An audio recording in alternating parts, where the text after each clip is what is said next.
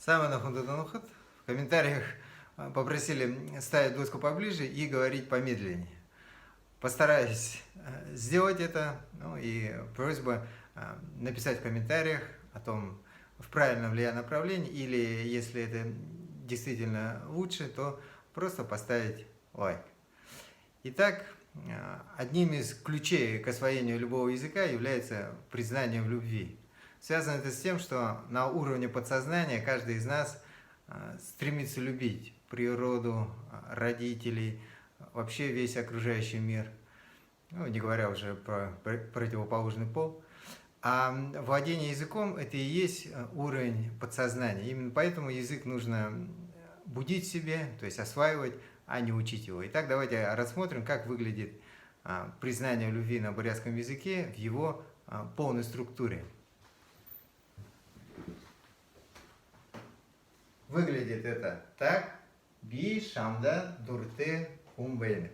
Конечно, никто так не говорит, все говорят би, шамда, дурте, но мы уже с вами говорили, что для начала важно освоить именно полную структуру любой фразы, а потом уже сокращать ее в разговорной речи. Итак, мы видим здесь, что в начале предложения стоит главное действующее лицо, это в данном случае местоимение be, как член предложения, это подлежащее. А в конце стоит самый распространенный бурятский глагол бейнов, то есть есть. Итак, в начале любого предложения стоит главное действующее лицо или подлежащее как член предложения, а в конце глагол, описывающий его действие, как член предложения, это сказуемое. А внутри этой несущей конструкции уже содержится вся дополнительная информация. Давайте начнем с конца. Перед глаголом бейна стоит существительное хум. Хум – это человек. Перед хум стоит слово дурте. Вообще дурте – это слово образовано от слова дурам со значением любовь, путем присоединения к нему падежного окончания т, которое можно назвать в каком-то смысле аналогом предлога с в русском языке. Итак, дурте с любовью. Кстати, да, вот буква «н» в конце слова «дурам», она взята в скобки, в словаре она также указана. Это говорит о том, что в определенных падежах эта буква выпадает, у нас, как раз в этом случае, у нас получается дурте. Но здесь важно иметь в виду, что зачастую такая форма, как дурте, наате, анате, превращается в определение и уже используется как определение. То есть дурте это означает любящий или имеющий любовь. Дальше у нас идет слово шамда.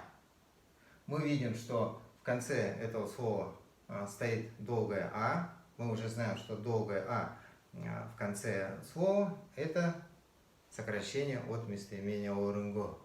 Это такой неочевидный момент, поэтому если это непонятно, то напишите, я дам ссылку на то видео, в котором объясняется, как орынго превращается в долгую гласную в конце существительного, ну, в данном случае местоимения.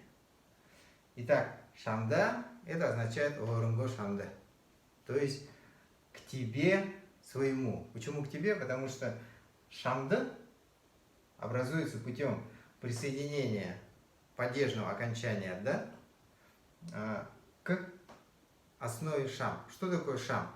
Шам это местоимение ши в 5 падежах. Вообще в бурятском языке 7 падежей.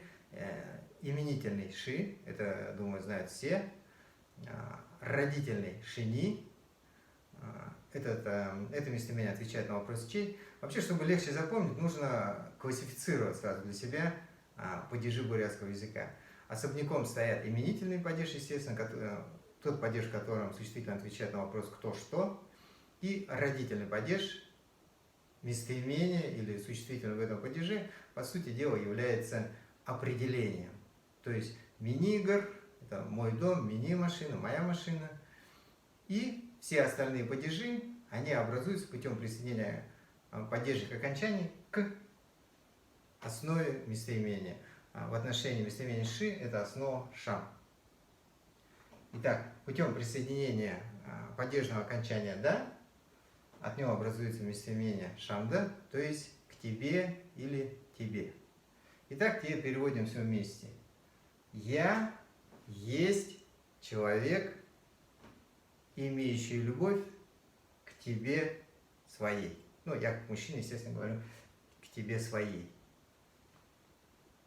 Теперь сокращаем вот эту часть хумбейна.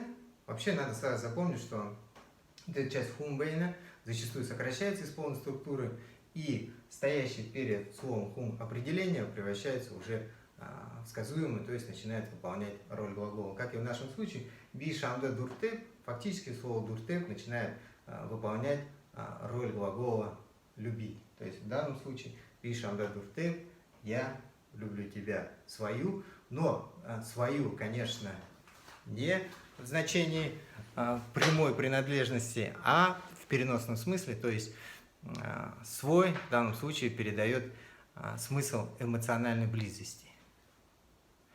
Итак, еще один важный момент. Важно понимать, что если в русском языке мы говорим «я люблю тебя», то в бурятском языке мы говорим «я имею любовь к тебе». Это важно понять для того, чтобы не путать местоимения шамды и шаме. Шаме или шамее – это винительный падеж, то есть тебя. Итак, освоив признание в любви на бурятском языке, вы уже понимаете структуру бурятского предложения, понимаете, что после определения всегда стоит существительное, и понимаете, что шамда – это на самом деле не тебя, а тебе. Осваивайте бурятский язык, подписывайтесь на мой канал. Дахим Узатра Варьте.